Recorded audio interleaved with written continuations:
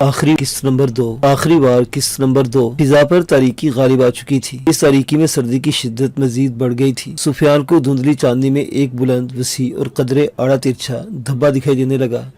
ये क्या है भला? इसने अपने हमसफर से दरियाफ्त किया। अर्दबील की हदूद अरबा का पहला किला। अब्दुल्ला ने मुहतात निगाहों से कुर्बो जवार का जायजा लेते हुए बताया, हमें शब बसरी के लिए किले का रुख कर लेना चाहिए। क्या ख्याल है तुम्हारा? सुफियान ने मशवरा तलब किया। तुम्हारा ख्याल गलत नहीं। हमें इस इलाके में बहुत से खतरात दरपेश हो सकते हैं। हम खरमियों की हदूद में दाखिल हो चुके हैं। वो रात के इस सन्नाटे, अंधेरे और इन दुश्वार रास्तों में आशनाई की बदौलत हम पर बासानी शबखून मार सकते हैं। मुझे इनके शबखून का कोई खौफ या परवाह नहीं। सुफियान ने बेखौफी से जवाब दिया, ये तुम नहीं बल्कि तुम्हारी जवानी का जोश हम कलाम है। इस जोश को भी संभाल रखो, मुस्तकबिल में इसकी बहुत ज़रूरत पेश आ सकती है। अब्दुल्ला ने मतानत से समझाना चाहा। सुफियान ने मुस्कुराकर यूं सर झटका गोया किसी बच्चे की नादान गुफ्तगू नजरअंदाज कर रहा हो। इसके बाद सफर खामोशी से रवां हो गया। इस मुसाफत में इन्हें कई बड़े बड़े पहाड़ी गार दिखाई दिए। इन गारों का हुजूम इतना वसी था कि सैकड़ों आदमी बासानी रूपोश हो सकते थे। सुफियान हैरत और मरूबे से सब मनाजिर देख रहा था। कुछ ही देर में इन्हें किले की धब्बे नुमा दीवारें दिखाई देने लगी। आप लोगों को यही रुकना होगा, मैं किले के पहरेदारों से बात करके आता हूँ। वो किलादार हमें या शब बसरी की इजाज़त दिलवा दे। अब्दुल्ला की इस तजवीज़ पर सुफियान ने इस बात में सर हिला दिया। पहरेदारों ने अब्दुल्ला से चंद सवालात के बाद अपने अहलकार किलादार के पास भेज दिए, हत्ता कि हतमी फैसले की मंजूरी ली जा सके। सुफियान नहायत बेताबी से किलादार के जवाब का मुंतज़िर था। इसका ये इंतज़ार ज़्यादा तवील साबित न हुआ और पौन घंटे बाद एक पोस्तीन बरदार उधेड़ उम्र शख्स चंद मिशल बरदार अहलकारों के साथ इनके पास चला आया। मुझे खिलाफत के कागजात और फरामीन दिखाओ। इसने सुफियान को रूने से मुखातिब किया। सुफियान ने गहरी नज़रों से इस किलादार का जायज़ा लिया और उसका मुतालिबा पूरा कर दिया। ठीक है, अंदर ले चलो इन्हें। किलादार ने कागजात का बगौर मुआयना करते हुए सर्द मुहरी से कहा। सुफियान के लिए इसका रवैया नाकाबिल फ़हम था, ताहम वो किसी भी रद्दमल के बगैर मशलों की रोशनी में किले की जानिब चल पड़ा। दरवाजे के करीब पहुँचते ही इन्हें चंद लाशों की दीद ने ठिठका दिया। ये कौन है? वह हैरत से इस्तफसार के बगैर न रह सका। ये उन बागियों की लाशें हैं जिन्होंने आज मगरिब के वक्त किले में दाखिल होने की हिमाकत की थी। किलादार ने इस्तेहज़ाइया जवाब दिया, लेकिन क्यों? इनकी किला से क्या दुश्मनी थी? सुफियान ने बेसाख्ता दरियाफ्त किया। इनका तल्लुक़ खरमिया के फ़िरके से था। किलादार ने मुख्तसरन बताया। क्या ये इतने जुर्रतमंद हो चुके हैं कि अब बाकायदा हुक्मरानों की तरह किलों पर हमलावर होने लगे हैं? अब्दुल्ला को भी हैरत हुई। हाँ, इनके हौसले वाकई बहुत बुलंद है। किलादार अजीब से अंदाज में मुस्कुराया। सुफियान के वजूद में एक शोला सा लपक गया। इनकी हौसलों की परवाज़ ज़मीं बोस करने का वक्त अब दूर नहीं। अच्छा, और ये परवाज़ कौन ख़त्म करेगा? किलादार ने एक बार फिर साबिका अंदाज में दरियाफ्त किया। मैं करूँगा। सुफियान ने अज़्म से जवाब दिया। मैं कोई ना कोई ऐसी तदबीर लड़ाऊँगा जिससे खरमिया फ़िरके का बानी ही जहन्नुम वासिल हो जाए। फिर ये लोग किसके बलबूते पर ऐसी उछल कूद कर सकेंगे? ऐसे दावे तुमसे पहले भी कई लोग कर चुके हैं और वो अपनी सन रसीदगी, तजर्बे और फहम फरासत के बावजूद शिकस्त खुर्दगी से आज लहद नशीन है। किलादार ने इस पर एक तमस्खुराना निगाह दौड़ाई। ज़रूरी नहीं कि जो काम तजर्बाकार अफराद न कर सके वो कोई दूसरा भी न कर पाए। सुफियान इसके अंदाज पर जिज़बिज़ हुआ। तो तुम्हारा मतलब है कि तुम काम कर सकते हो? किलादार की आंखों से वाज़ेह महसूस हो रहा था कि अपनी मुस्कुराहट बमुश्किल ज़ब्त कर पा रहा है। हाँ, मैं ही करूँगा, सुफियान ने जोश से जवाब दिया। नौजवानी में ऐसे दावे करना कोई नई बात नहीं। हक़ाइक़ बहुत मुख्तलिफ और तल्ख़ होते हैं। खैर, अब तुम लोग आराम करो, बहुत जल्द दोबारा मुलाकात होगी। किलादार ने से पिचकारा। इसकी ईमा पर पहरेदार इन्हें एक कमरे तक ले गया। सुफियान का बदन थकावट से चूर था। इसे नींद की तलब शिद्दत से महसूस होने लगी, लेकिन दिमाग पर मुख्तलिफ ख्याल सोच का सिलसिला वसी से वसीतर होने लगा। बाबक खरमी को ठिकाने लगाना अब ज़रूरी हो चुका है। इसने खुद कलामी की। क्या तुम इस शख्स को इसलिए कत्ल करना चाहते हो कि वो तुम्हारे वालिद का कातिल है? इसके ज़हन में एक सोच ने दस्तक दी। ये वजह तो बहरा है ही, लेकिन एक और सबब नाकाबिल बर्दाश्त है। ये शख्स गुमराहकुन अकाइद से उम्मत मुस्लिमा के लिए एक फितना साबित हो रहा है। इसका खात्मा न किया गया तो एक पूरी नस्ल गुमराह और बर्बाद हो सकती है। इसने खुद को ही दलील दी। इसका खात्मा इतना आसान नहीं होगा। कोई गैर मामूली तरकीब भी मुअस्सर साबित हो सकती है। सुफियान के ज़हन में एक ख्याल जुगनू की तरह चमका।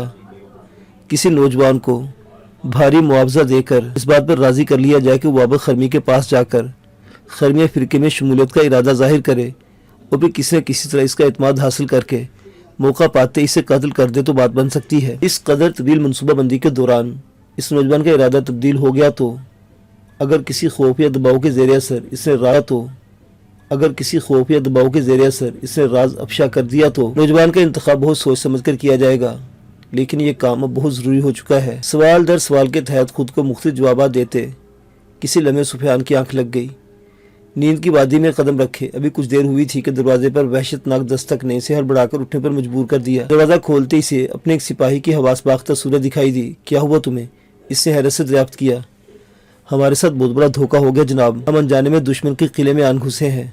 یہ قلعہ بابک خرمی کا ہے، قلعہ دار بھی اسی کا آدمی ہے، اس نے ہمارے سبھی سپاہیوں کو گرفتار کر لیا ہے، سپاہی نے ہانپتے ہوئے بتایا۔ تم یہاں کس طرح آئے ہو؟ سفیان کی صورتحال پر یقین کرنا دشوار ہو رہا تھا۔ میں دروازے کے باہر نامانوس شور سن کر بستر کے نیچے چھپ گیا تھا، لیکن باتوں کا وقت نہیں، ہمیں کسی نہ کسی طرح یہاں سے فرار ہونا ہی ہوگا، سپاہی نے التجا کی۔ سفیان کے اس کی بات سے انکار ممکن نہیں تھا۔ صورتحال کی نزاکت کے پیش نظر یہاں سے فرار حقیقتاً ناگزیر تھا۔ بصورت دیگر سفیان نے اس بات میں سر ہلاتے اپنے بدن کو پوستین میں لپیٹا اور ہتھیار اٹھا کر کمرے سے باہر نکل آیا۔ قلعے کا راستہ یاد ہے آپ کو؟ سپاہی نے وحشت سے دریافت کیا۔ قلعے میں موجود اہلکاروں کی صفاقی اور درستی دیکھ کر وہ ہنوز اپنے حواس بحال نہیں کر پا رہا تھا۔ نہیں، اور مجھے اب یاد آ رہا ہے کہ مشعل برداروں نے روشنی کا ایک مخصوص زاویہ کیوں بنا رکھا تھا۔ وہ یقیناً یہی چاہتے تھے کہ ہم قلعے کا راستہ ذہن نشین نہ کر سکیں۔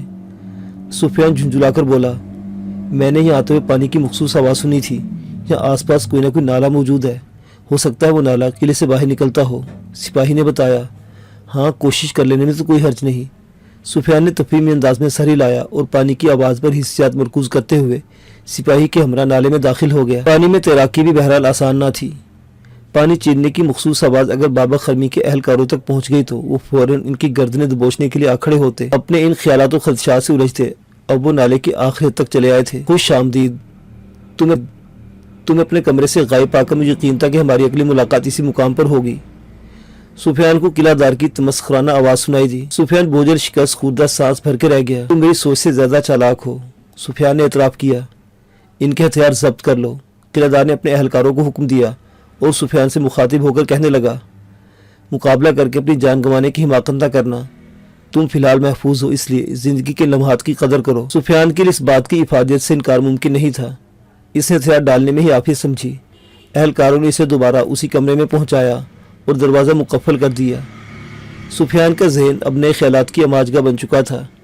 بابک خرمی پر قابو پانے کے لیے سوچے گئے تمام تر سابقہ حربے اب اسے اپنا منہ چڑھاتے محسوس ہو رہے تھے۔ حالات کے اس غیر متوقع موڑ پر تو بقا ہی مشکل دکھائی دے رہی تھی۔ کسی خطرناک بااختیار اور موقع کے مطابق پینترے بدلنے والے دشمن سے مقابلہ تو 6 مہینے داری، یہ جنگ اس طرح نہیں لڑی جا سکتی، اس نے خود کو سمجھایا ہے۔ حالات بے حد نازک ہیں، مجھے دشمن کو اسی کے سکوں میں جواب دینا ہوگا، اس کی چال سمجھ کر ہی جوابی چال چلی جا سکتی ہے۔ قلعہ دار کا رویہ فی الحال بہت نرم ہے، اس کا مطلب یہ ہے کہ انہوں نے میرے متعلق کچھ نہ کچھ ضرور سوچ رکھا ہے۔ عقل مندی کا تقاضا یہی ہے کہ انہی کی طرح چالاکی سے کام لے کر حالات کو سمجھنے کی کوشش کی جائے۔ ان خیالات میں الجھتے رات کے آخری پہر سفیان کی آنکھ لگ گئی۔ اگلی صبح طلوع ہوتے ہی سفیان ایک ناقابل فہم پسماردگی اور آزردگی میں مبتلا ہونے لگا۔ یہ کیفیت اس کے لیے ناقابل فہم تھی، تاہم ان کا ماخذ سمجھنے کا موقع نہ مل سکا۔ کچھ دیر بعد دروازے پر آہٹ ہوئی، پھر قفل کھلنے کی آواز اسے چکا دیا۔ اس کے اندازے کے عین مطابق قلعہ دار اپنے چند شمشیر بردار سپاہیوں کے ہمراہ اندر چلا آیا۔ صبح بخیر مہمان، امید ہے رات بہت پرسکون گزری ہوگی، اس نے خوش خلقی سے مسکراتے ہوئے سفیان کو مخاطب کیا۔ صبح بخیر، آپ کا اندازہ بالکل درست ہے محترم میزبان، سفیان نے اپنے طے شدہ منصوبے کے مطابق اسی کے انداز میں جواب دیا۔ آج تمہاری ملاقات ایک عظیم ہستی سے ہوگی، ہمارے ساتھ چلے آؤ، اس نے دروازے کی جانب اشارہ کیا۔ سفیان بلا تعمل بیرون سمت قدم بڑھا دیے۔ قلعہ دار کے میت میں آگے بڑھتے اسے اپنے سپاہیوں کا ہجوم بھی دکھائی دے گیا۔ ان کے چہروں پر ناقابل فہم تاثرات نے سفیان کو الجھا دیا، تاہم اس نے کوئی بھی تاثر ظاہر کرنے سے گریز ہی کیا۔ قلعہ دار مختلف راہداریوں سے گزرتا اپنے ایک 50-55 سالہ شخص کے سامنے لے آیا۔ اس شخص کا بدن مضبوط اعصاب توانا محسوس ہو رہے تھے۔ سفیان نے نہایت باریک بینی سے وہاں موجود ہر ایک چیز کا جائزہ لینا شروع کر دیا۔ اسے اپنے چند سپاہی سر جھکائے کھڑے دکھائی دیے۔ سفیان کو دیکھتے ہی دیکھتے وہ سپاہی آگے بڑھے اور یکے بعد دیگر اس شخص کے سامنے جھکتے ہوئے کہنے لگے، میں لافانی روح پر یقین رکھتا ہوں، میں لافانی روح پر ایمان لاتا ہوں، مجھے اپنی پناہ میں لے کر دنیا کے ہر غم سے نجات دیجیے، میری روح آپ کی غلام ہے۔ ان کلمات کی ادائیگی کے بعد ہر سپاہی خودکار انداز میں داہنی سمت بڑھ گیا۔ یہ سب کیا ہو رہا ہے؟ یہ لوگ میرے ساتھ ایک مضبوط عزم لے کر یہاں آئے تھے، لیکن اب ان کے وجود میں یہ تبدیلی کیسے پیدا ہو گئی؟ سفیان کو شدید حیرت ہو رہی تھی۔ اگلے ہی لمحے قلعہ دار آگے بڑھا اور نہایت ادب سے اس شخص کے سامنے جھکتے ہوئے کہنے لگا، آپ کی عظمت بہت بلند ہے، اس غلام کا سلام قبول کیجئے۔ قلعہ دار نے یہ کہہ کر ایک توقف کیا اور سفیان سے مخاطب ہو کر کہنے لگا، میرے ساتھ یہی الفاظ دہراؤ۔ سفیان اس کے حکم پر جذبز ہونے لگا۔ اس نے مقابل کی جانب دیکھا اور اعتماد سے محض اتنا کہنے پر اکتفا کیا، السلام علیکم۔ قلعہ دار کو اس کے انداز پر سخت اہانت محسوس ہوئی۔ اس نے غصے سے سفیان کی جانب دیکھا اور درستی سے بولا، تو جیسا بدبخت بھی کوئی نہ ہوگا کہ تو جانتا ہے کہ اس وقت کس کے سامنے کھڑا ہے؟ سفیان نے دانستہ طور پر نفی میں سر ہلا دیا، ارے کم عقل انسان، تو اس وقت لافانی روح کے سامنے موجود ہے، وہ لافانی روح جو ازل سے ہے اور تاابد رہے گی۔ اس وقت یہ لافانی روح اعلیٰ مرتبت بابک خرمی کے بدن میں حلول شدہ ہے اور ان کے لیے سلام و اطاعت ہر ایک پر لازم ہے۔ اپنا اندازہ درست ثابت ہونے پر سفیان کا دل تیزی سے دھڑکنے لگا۔ یہ ہمارا مہمان ہے، اس سے بات کرنا تمہیں زیب نہیں دیتا۔ بابک نے گہری چبھتی نگاہوں سے سفیان کا جائزہ لیتے ہوئے قلعہ دار کو مخاطب کیا۔ سفیان اس کے انداز میزبانی کو نظر انداز کر کے حیرت و دکھ سے اپنے سپاہیوں کو دیکھ رہا تھا، جو خودکار انداز میں مخصوص الفاظ دہراتے دائیں سمت بڑھتے چلے جا رہے تھے۔ میں لافانی روح پر یقین رکھتا ہوں، میں لافانی روح پر ایمان لاتا ہوں، مجھے اپنی پناہ میں لے کر دنیا کے ہر غم سے نجات دیجیے، میری روح آپ کی غلام ہے۔ یہ عمل اس دوپہر تک یوں ہی بلا تعطل جاری رہا۔ سفیان کا دکھ اضطراب شدید تر ہونے لگا۔ معزز مہمان کو ہمارے ساتھ لے چلو۔ آخری سپاہی کے روانہ ہوتے بابک خرمی نے اپنے نشیز سے اٹھتے ہوئے قلعہ دار کو مخاطب کیا، چلو اور دھیان رکھنا، اب کسی قسم کی گستاخی مت کرنا۔ قلعہ دار نے سفیان کو متنبہ کرنا اپنا فرض سمجھا۔ کچھ ہی دیر بعد وہ ایک آراستہ اور شاندار کمرے میں پہنچ چکے تھے۔ بابک خرمی نے قلعہ دار کو روانگی کا اشارہ کیا اور چند لمحوں بعد سفیان سے مخاطب ہو کر معصومیت سے کہنے لگا، تم ہو سفیان جسے اردبیل کے اس قلعے کا محافظ بنا کر بھیجا گیا جو اب ہمارے قبضے میں ہے؟ جی ہاں، میں وہی سفیان ہوں جسے خلافت عباسیہ کی جانب سے قلعہ دار متعین کیا گیا تھا، لیکن اسے یہاں دھوکے سے قید کر لیا گیا۔ سفیان نے ہلکے پھلکے انداز میں جواب دیا، تم حماد کے بیٹے ہو؟ سفیان نے تفاخر سے اس بات میں سر ہلا دیا، مجھے کہتے ہوئے نہایت افسوس ہو رہا ہے کہ تمہارا باپ جاہل اور منکر ہی نہیں بلکہ ہرجائی اور غیر ذمہ دار شخص بھی تھا۔ بابک خرمی کی اس بات اور القابات پر سفیان بے اختیار تڑپ اٹھا اور اپنی احتیاط و منصوبہ بندی بالائے طاق رکھتے ہوئے کہا، میرے والد ایک جیدار اور مخلص انسان تھے، اس لیے انہوں نے تیری اطاعت قبول کرنے کے بجائے خلافت سے وفا نبھائی اور اپنے فرائض کی بجا آوری کرتے ہوئے جان قربان کر دی۔ تمہاری اس منطق میں صرف ایک بیٹے کی محبت و تڑپ بول رہی ہے، حقیقت اس کے برعکس ہے۔ حماد کے جاہل اور منکر ہونے میں کوئی شبہ نہیں۔ اپنی اسی ضد اور جہالت سے مجبور ہو کر اس نے لافانی روح کا وجود کا انکار کیا۔ رہی بات اس کے ہرجائی پن اور غیر ذمہ داری کی، تو یہ تم کیسے بھول گئے کہ وہ تمہارے نانا کے حوالے کر کے دوبارہ ملاقات کے لیے نہیں آیا؟ اپنا نیا منصب سنبھالتے ہی تمہاری ماں سے بے وفائی کر کے نت نئی خواتین سے تعلقات استوار کرنے لگا تھا۔ بابک خرمی کی اس بات سے متفق ہونے کے باوجود سفیان کو بے حد برا محسوس ہوا۔ والد کی جبلی محبت ایک غیر آدمی کی زبان سے سچائی برداشت نہ کر پائی تھی۔ اس نے تل ملا کر جوابی دلیل دینے کا ارادہ کیا ہی تھا کہ بابک نے از خود نرمی سے سلسلہ کلام کا آغاز کرتے ہوئے کہا، تم ایک پرجوش اور مخلص نوجوان ہو سفیان، میں ایسے لوگوں کا ذاتی طور پر بہت قدردان ہوں۔ اگر تم ہمارے خاندان میں رہنے کی حامی بھرو تو اس قلعے کی منصب داری بلا تعامل تمہارے حوالے کر دی جائے گی۔ سفیان اس پیشکش پر متذبذب ہو گیا۔ بابک خرمی کی تیز نگاہوں سے سفیان کی یہ کیفیت پوشیدہ نہ رہ سکی۔ اس نے لہجے میں مزید نرمی سمولی، مجھے لگتا ہے تم میرے خاندان کے خواص سے واقف نہیں ہو۔ کوئی بات نہیں، میں تمہاری اجنبیت دور کیے دیتا ہوں۔ میرا خاندان آدم کی اولاد پر مشتمل ہے، یہاں محرم و نامحرم کی بندش بالکل نہیں۔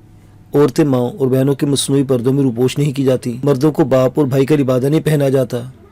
میرے خاندان میں مرد صرف ایک مرد اور عورت صرف ایک عورت ہے۔ یہ مرد و خواتین اپنی مرضی اور خوشی سے بلا روک ٹوک نفسیاتی خاندان کے دیگر خواص کے لیے میرے فرشتے تمہاری مدد کرتے رہیں گے۔ فرشتے؟ سفیان کے لیے اپنی سماعت پر یقین کرنا دشوار ہونے لگا۔ جان لوگے، سب کچھ جان لوگے، کچھ وقت یہاں گزار لوگے تو ہر چیز سے واقف ہو جاؤ گے۔ بابک سفیان دماغ بے حد الجھن کا شکار تھے۔ بابو خرمی کے بیان کردہ خاندانی خواص اس کی منطق میں اب تک نہ سمائے تھے۔ جواد نے سفیان کی تربیت مکمل اسلامی خطوط پر کی تھی۔ وہ علم حدیث اور علم فقہ کی ہر باریکی سے واقف تھا۔ اوائل عمری ہی سے ایسی تربیت حاصل کرنے کے بعد اس کے لیے کسی بھی ایسے معاشرے کو قبول کرنا بے حد مشکل تھا جہاں رشتوں کا تقدس سرے سے تسلیم ہی نہ کیا جاتا ہو۔ یہ الجھن اس کی تنہائی کے باعث مزید بڑھ جاتی۔ اسے شدت سے کسی ایسے دوست یا ہمدرد کی ضرورت محسوس ہو رہی تھی، ایسا دوست جسے اپنی سوچوں کا بار بانٹ کر جوابی طور پر مشورہ طلب کر سکے۔ اس وقت تو وہ سوال در سوال اور جواب در جواب میں ہی الجھا رہتا تھا۔ ان سوالات و جوابات کے نتیجے میں اس نے فیصلہ اخذ کیا کہ وہ قلعے میں گھوم پھر کر حالات و واقعات کا مکمل جائزہ لے گا۔ اس دوران اگر قسمت نے یاوری کی تو وہ موقع پاتے ہی وہاں سے فرار ہونے کی بھرپور کوشش بھی کرے گا۔ بصورت دیگر بابو خرمی اس کے پیروں کو حتی الامکان یہی تاثر دے گا کہ اس نے خرمیہ فرقے کو عقلی طور پر سمجھ لینے میں اور اس کے بعد شمولیت اختیار کرنے کا فیصلہ کر لیا ہے۔ اس فیصلے نے سفیان کو قدرے پرسکون کر دیا۔ اس نے قلعے کی سیاحت کا آغاز کیا تو ہر قدم پر ایک نئی حیرت اپنی منتظر پائی۔ یہ قلعہ کسی وسیع شہر سے کم نہ تھا۔ کچھ ہی روز بعد بابک نے اسے اپنے فرشتوں کے حوالے کر دیا۔ یہ فرشتے قلعے کی پرانی آبادی میں خرمیہ فرقے کی تبلیغ و اشاعت کے فرائض سر انجام دیا کرتے تھے۔ بابو خرمی کی ایما پر ایک 19 سال شخص حسن سفیان کے ساتھ نتھی کر دیا گیا۔ وہ نہایت نرمی و تحمل سے سفیان سے عقائد کے متعلق محو گفتگو رہتا۔ میں الحمدللہ مسلمان ہوں۔ میرا حتمی ایمان ہے کہ اللہ کے سوا کوئی عبادت کے لائق نہیں اور حضرت محمد صلی اللہ علیہ وسلم اللہ کے رسول ہیں۔ سفیان نے پہلی ہی نشست میں سے کہہ دیا۔ حسن کے لبوں پر مسکراہٹ امد آئی۔ تمہاری یہ منطقی طور پر ہی غلط ہے جوان۔ اس نے نرم و دھیمے لہجے میں بات کا آغاز کیا۔ کس طرح غلط ہے؟ سفیان کو طیش محسوس ہوا۔ یہ ہمارا حتمی ایمان ہے، اس میں کوئی دو رائے نہیں ہے، لیکن میں یہ بات ثابت کر سکتا ہوں کہ تمہارا یہ ایمان منطقی لحاظ سے درست نہیں۔ حسن کے لہجے میں نرمی کے باوجود ایسی قطعیت درائی کہ سفیان بے ساختہ ساکت ہو گیا۔ سب سے پہلے تو یہ بات جان لو کہ میرے عزیز کے اس دنیا سے وحی ربانی کا سلسلہ بھی ختم نہیں ہوا۔ اس کے بعد ذرا منطقی طور پر یہ بات سوچو کہ اتنی وسیع دنیا پر صرف اقدا کی حکومت کیسے قائم ہو سکتی ہے؟ نہیں میرے عزیز، ایسا تو ممکن ہی نہیں ہے۔ تو پھر کیا ممکن ہے؟ سفیان کے سے سرسراہٹ برآمد ہوئی۔ اس دنیا میں دو متضاد طاقتیں موجود ہیں، نور اور ظلمت۔ نور کا منبع یزدہ ہے اور ظلمت اہرمن کی علامت ہے۔ حسن نے اتنا کہا اور ایک توقع کیا اور سفیان سے دوبارہ مخاطب ہوتے استفسار کیا کہ تم نے اپنی زندگی میں شباب کا مزہ چکھا ہے؟ نہیں، اس نے فوراً نفی میں سر ہلایا۔ میں غیر شادی شدہ ہوں۔ اوہ، یعنی تم نے اپنی طبیعت اور مزاج پر جبر کر رکھا ہے؟ حسن نے تعصب سے اسے دیکھا۔ نکاح کے بغیر شباب سے لطف اٹھانا حرام اور قابل سزا ہے۔ سفیان نے اس کی آنکھوں میں جھانکا۔ اگر ایسا ہے تو انسان کے روح و قلم میں جن سے مخالف کی کشش، طلب اور تڑپ نکاح سے پہلے ہی کیوں پیدا ہو جاتی ہے؟ اس نے ایک نقطہ اٹھایا اور سفیان کے کوئی بھی جواب دینے سے قبل اپنا سلسلہ کلام جاری رکھتے ہوئے کہنے لگا۔ خرمیہ فرقے میں ہر وہ چیز جائز تصور کی جاتی ہے جس سے نفس محظوظ ہو اور جو انسانی جبلت کا تقاضا ہو۔ اپنی جبلت کے ارد گرد رسم و رواج اور مذہب کی خود ساختہ دیواریں کھڑی کر دینا کہاں کی دانشمندی اور انصاف ہے؟ اچھا، اگر ہمارے عقائد درست نہیں ہے تو بابو خرمی کون ہے؟ اس کے عقائد کیا ہیں؟ سفیان جزبز ہوا۔ اعلیٰ حضرت کے متعلق ادب سے بات کرو نوجوان، تم ان کی حقیقی عظمت سے لا علم ہو۔ اس نے تنبیہ کی۔ اچھا، کیا عظمت ہے ان کی؟ سفیان نے خود سنجیدہ ظاہر کرنے کی کوشش کی۔ تمہارے انداز گفتگو سے اب بھی یہی لگ رہا ہے کہ تم اعلیٰ حضرت کے بارے میں شکوک کا شکار ہو۔ خیر، ابھی نہ سمجھ ہو، جب تمہیں احساس ہوگا تو از خود ملال اور خلش کی کیفیت میں گھر جاؤ گے۔ حسن نے اسے متنبہ کیا۔ سفیان نے مزید کچھ کہنے سے گریز ہی کیا۔ وہ اپنی کسی بھی غلطی سے بنا بنایا کھیل بگاڑنا نہیں چاہتا تھا۔ تمہیں علم نہیں کہ یزدان زرتشی تصور میں الوہیت، عبادت اور تعظیم کی علامت کی روح رفانی ہے۔ وہ اس دنیا میں خود ہی اپنے لیے مکی ڈھونڈ لیا کرتی ہے۔ اس وقت یزدان کی روح کا مسکن ہمارے آقا اعلیٰ حضرت بابا خرمی کا وجود ہے۔ حسن کی اس منطق پر سفیان خاموش ہو گیا۔ اس نے جوابی دلیل دینے کے لیے کیونکہ اس کی سماعت میں مزید گمراہ کن عقائد کے دلائل سننے کی تاب نہیں تھی، وہ اسی خاموش بے نیازی سے بستی کے مکینوں کا جائزہ لیتا رہا۔ اس تجزیے کے دوران اسے اندازہ ہوا کہ آبادی کا ایک کثیر حصہ بابا خرمی پر ایمان لایا ہوا ہے، تاہم اس کے منکرین کو موت کے گھاٹ اتار دینے کے بعد ان کی عورتیں بچے ذاتی تحویل میں لے لیے گئے ہیں۔ سفیان نے آبادی میں کچھ ذہین اور باہنر افراد بھی دیکھے جن کے ساتھ اس جیسا نرم سلوک ہی روا رکھ کر اپنا ہم خیال بنانے کی کوششیں کی جا رہی تھی۔ ان مشاہدات کے دوران سفیان کی کشمکش سواتر ہونے لگی۔ زندگی کی جبیلی خواہش اسے بابو پر ایمان لے آنے کے لیے تحریک دینے لگی تھی، لیکن گھٹی اور تربیت میں حاصل شدہ ایمان فی الوقت اس خواہش کے سامنے مضبوط آڑ بنا ہوا تھا۔ الہی میری مدد فرمانا، مجھے اس مشکل سے نکلنے کا کوئی راستہ دکھا دے، مجھ گناہگار کا ایمان نہ ڈولنے دینا۔ وہ گڑ گڑا کر دعا کرنے